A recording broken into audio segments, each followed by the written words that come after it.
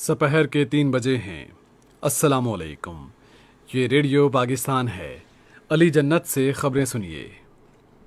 اہم خبروں کا خلاصہ۔ وزیر اعظم نے بلوچستان کے سیلاب سے متاثرہ علاقوں میں بچاؤ، امداد اور بحالی کے اقدامات کی 24 گھنٹے نگرانی کا حکم دیا ہے۔ ریلوے کے وزیر نے کہا ہے کہ وفاقی حکومت سیلاب سے متاثرہ افراد کو ریلوے کے ذریعے فوری امداد فراہم کر رہی ہے۔ قومی اسمبلی کو آج بتایا گیا ہے کہ حکومت مہنگائی کے مسئلے سے نمٹنے کے لیے اقدامات کر رہی ہے۔ وزیر خارجہ آج کمبوڈیا روانہ ہوں گے، جہاں وہ جنوب مشرقی ایشیائی ممالک کی ایسوسی ایشن کے علاقائی فورم کے 29ویں اجلاس میں شرکت کریں گے۔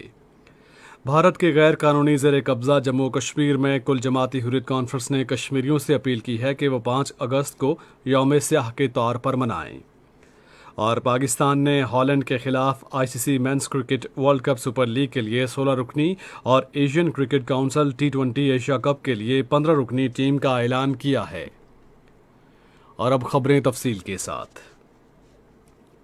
وزیر اعظم شہباز شریف نے بلوچستان کے سیلاب سے متاثرہ علاقوں میں بچاؤ، امداد، بحالی کے اقدامات کی 24 گھنٹے نگرانی کا حکم دیا ہے۔ انہوں نے سیلاب متاثرین کو رقم کی ادائیگی کی تازہ ترین صورتحال سے متعلق ہر 48 گھنٹے بعد رپورٹ جمع کرانے کا بھی حکم دیا ہے۔ وزیر اعظم نے متعلقہ حکام کو بلوچستان خصوصاً بولان، کوئٹہ، یوب، ڈکی، خشدار، کوہلو، کیچ، مستونگ، ہرنائی، قلعہ سیف اللہ اور سبی کے علاقوں میں امدادی رقوم کی تقسیم کا عمل تیز کرنے کی ہدایت کی ہے۔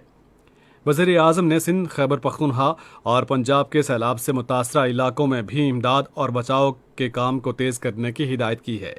انہوں نے کہا کہ متاثرہ لوگ اپنی تکالیف کے ازالے کے لیے حکومت کی طرف دیکھ رہے ہیں اور اس بات پر زور دیا کہ خوراک، ادویات اور رہائش کے سامان کی ترسیل میں غفلت برداشت نہیں کی جائے گی۔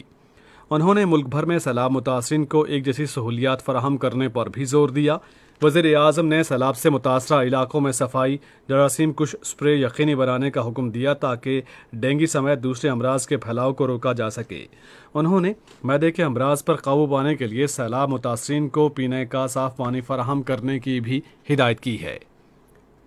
متعلقہ حکام کی ایک رپورٹ میں وزیر اعظم کو بتایا گیا کہ بلوچستان کے سیلاب سے متاثرہ علاقوں میں خوراک، طبی کیمپ اور عارضی رہائش کے انتظامات کیے گئے ہیں۔ رپورٹ میں کہا گیا ہے کہ بلوچستان کی حکومت کے تعاون سے امدادی کارروائیوں کو بڑھا دیا گیا ہے، جبکہ دوسرے صوبوں میں وہاں کی حکومتوں کے تعاون سے امدادی کام جاری ہے۔ ریلوے کے وزیر خواجہ سعد رفیق نے کہا ہے کہ وفاقی حکومت سیلاب سے متاثرہ افراد کو پاکستان ریلوے کے ذریعے فوری امداد فراہمی کے لیے بلوچستان کی انتظامیہ کے ساتھ مل کر کام کر رہی ہے۔ آج اسلام آباد میں ایک نیوز کانفرنس سے خطاب کرتے ہوئے انہوں نے کہا کہ پاکستان ریلوے میں بھی امدادی مراکز قائم کیے گئے ہیں اور عوام ان مراکز کے ذریعے سیلاب سے متاثرہ افراد کو ضروری اشیاء بلا معاوضہ بھیج سکتے ہیں۔ انہوں نے اعلان کیا کہ پاکستان ریلوے کے گریڈ 17 سے 22 تک کے افسران اپنی ایک دن کی تنخواہ متاثرہ افراد کے لیے عطیہ کریں گے۔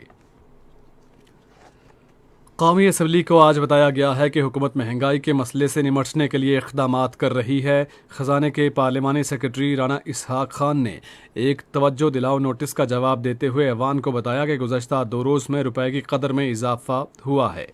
انہوں نے کہا کہ بجٹ میں ملازمین کو 15% اضافہ دے دیا گیا ہے، جبکہ کم آمدنی والے افراد کو بے نظیر انکم سپورٹ پروگرام کے ذریعے امداد دی جا رہی ہے۔ انہوں نے کہا کہ حکومت ملک کو ترقی اور خوشحالی کی راہ پر گامزن کرنے کے لیے پرعزم ہے۔ ملک میں سیلاب سے ہونے والی تباہی کے بارے میں پارلیمانی سیکرٹری نے کہا کہ حکومت نے متاثرہ خاندانوں کے لیے معاوضے کا اعلان کیا ہے۔ مولانا عبدالاکبر چترالی اور دوسرے ارکان کے توجہ دلاؤ نوٹس کا جواب دیتے ہوئے توانائی کے پارلیمانی سیکرٹری رانا ارادت نے کہا کہ موجودہ حکومت نے گردشی قرضے کم کیے ہیں جو پاکستان تحریک انصاف کی حکومت کے 4 سالہ دور میں دگنا ہو گئے تھے۔ ایوان میں گفتگو کرتے ہوئے وزیر دفاع خواجہ آصف نے کہا کہ پارلیمنٹ کی بالادستی کا تحفظ ہماری ذمہ داری ہے۔ انہوں نے افسوس کا اظہار کیا کہ غیر ملکی فنڈ لینے والے مخصوص عناصر پارلیمنٹ کی بالادستی پر سمجھوتہ کر رہے ہیں اور آئین شکنی کے مرتکب بھی ہو رہے ہیں۔ انہوں نے ایوان کی کمیٹیوں کو مؤثر بنانے پر زور دیا ہے۔ قومی اسمبلی نے آج قومی احتساب دوسرا ترمیمی بل 2022 کی منظوری دی ہے۔ یہ بل قانون و انصاف کے وزیر مملکت شہادت آوان نے پیش کیا تھا۔ بل کا مقصد نجی لین دین کو قومی احتساب کے دائرہ کار سے باہر نکالنا ہے اور ترمیم کے تحت نیب کا اختیار صرف بڑے اسکینڈلز کے خلاف کارروائی تک محدود کیا گیا ہے۔ یہ تجویز بھی دی گئی ہے کہ ضمنی ریفرنس صرف عدالت کی اجازت سے دائر کیے جائیں گے، جس کا مقصد عدالتی کارروائی تیز کرنا ہے۔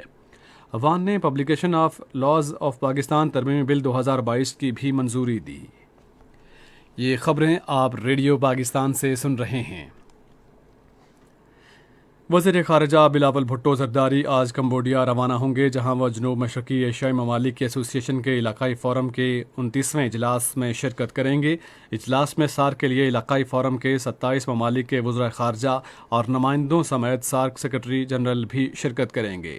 علاقائی فورم کے وزرائی اجلاس میں وزیر خارجہ ایشیا بحر الکاہل کو درپیش سیاسی اور سلامتی کے مسائل کے بارے میں اجلاسوں میں شرکت کریں گے، جس کا مقصد مذاکرے اور تعاون کے ذریعے ان مسائل کا حل نکالنا ہے۔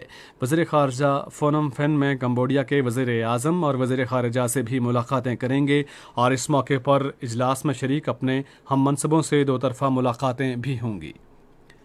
انفارمیشن ٹیکنالوجی اور ٹیلی مواصلات کے وزیر سید امین الحق نے کہا ہے کہ ناروے کی کمپنیاں پاکستان کے انفارمیشن ٹیکنالوجی کے ماہرین اور جغرافیائی محل وقوع سے استفادہ کر سکتے ہیں۔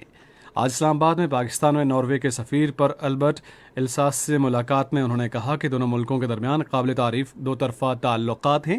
وفاقی وزیر نے باہمی دلچسپی کے امور پر تبادلہ خیال کیا اور ناروے کے ساتھ پاکستان کے دوستانہ تعلقات کو اجاگر کیا۔ پر البرٹ الحاس نے انفارمیشن ٹیکنالوجی اور ٹیلی مواصلات کے شعبے میں دو طرفہ تعاون کو وسعت دینے کی ضرورت پر زور دیا۔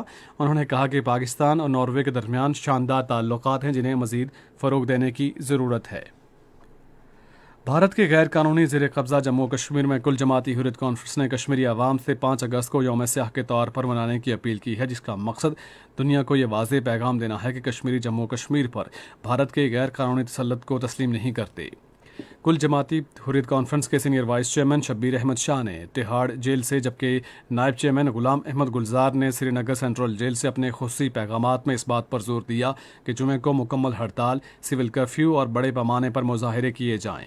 انہوں نے کہا کہ 5 اگست کشمیر کی موجودہ تاریخ میں ایک المناک اور سیاہ ترین دن ہے اور کشمیری ہمیشہ اسے استحصال، غم اور یوم سیاہ کے طور پر منائیں گے۔ انہوں نے لوگوں سے اپیل کی ہے کہ وہ تحریک آزادی کی کامیابی کے لیے خصوصی دعائیں کریں۔ 5 اگست 2019 کے دن کو بھارتی نو آبادیات کی بدترین مثال قرار دیتے ہوئے انہوں نے کہا کہ یہی وہ دن تھا جب بھارت نے اپنے زیر قبضہ جموں کشمیر کی خصوصی حیثیت ختم کی۔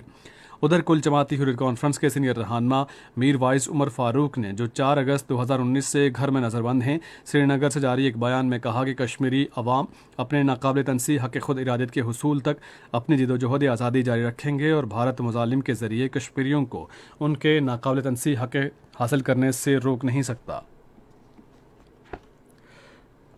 برمنگھم میں دولت مشترکہ کھیلوں میں آسٹریلیا 42 طلائی تمغوں کے ساتھ سر فہرست ہے، جبکہ انگلینڈ 31 طلائی تمغوں کے ساتھ دوسرے اور نیوزی لینڈ 13 طلائی تمغوں کے ساتھ تیسرے نمبر پر ہے۔ پاکستان نے ہالینڈ کے خلاف رواں ماہ کی 16 سے 21 تاریخ تک کھیلے جانے والے ICC world cup series super league matches کے لیے 16 رکنی ٹیم اور Asian cricket council T20 Asia cup کے لیے 15 رکنی ٹیم کا اعلان کر دیا ہے، جو 27 اگست سے 11 ستمبر تک متحدہ عرب امارات میں کھیلا جائے گا۔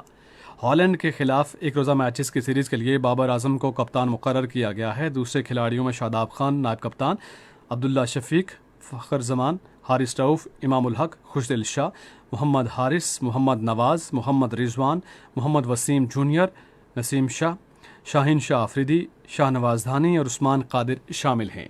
Asian cricket council T20 Asia cup کے لیے بابر اعظم کپتان ہوں گے، جبکہ شاداب خان نائب کپتان، آصف علی، فخر زمان، حیدر علی، حارث رؤف، افتخار احمد، خوشدل شاہ، محمد نواز، محمد رضوان، محمد وسیم جونیئر، نسیم شاہ، شاہین شاہ آفریدی، شاہ نواز دھانی اور عثمان قادر شامل ہیں۔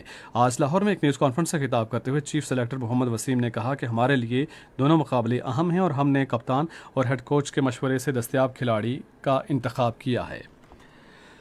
محکمہ موسمیات کی پیشگوئی کے مطابق آئندہ 12 گھنٹے کے دوران ملک کے بیشتر حصوں میں موسم گرم اور مرطوب رہے گا، تاہم کشمیر، پنجاب، خیبر پختونخوا، گلگت بلتستان اور شمال مشرقی بلوچستان میں تیز ہواؤں اور گرج چمک کے ساتھ مزید بارش کا امکان ہے۔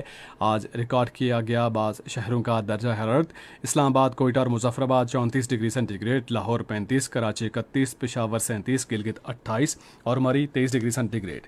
محکمہ موسمیات کی پیشگوئی کے مطابق بھارت کے غیر قانونی زیر قبضہ جموں کشمیر میں سری نگر اور پلوامہ میں مطلع جزوی طور پر آبر ابر آلود رہنے، تیز ہوائیں چلنے اور گرج چمک کے ساتھ بارش کا امکان ہے۔ لیہ میں مطلع جزوی ابر آلود رہے گا، جبکہ جموں، اننت ناگ، شوپیاں اور بارہمولہ میں مطلع جزوی طور پر ابر آلود رہنے اور شام اور رات کے اوقات میں گرج چمک کے ساتھ بارش کا امکان ہے۔ آج ریکارڈ کیا گیا درجہ حرارت: سری نگر، پلوامہ اور بارہمولہ 28 ڈگری سینٹی گریڈ، جموں 35، لیہ 21 اور اننت ناگ اور شوپیاں 27 ڈگری سینٹی گریڈ ریکارڈ کیا گیا۔ اسی کے ساتھ ہی خبریں ختم ہوئی۔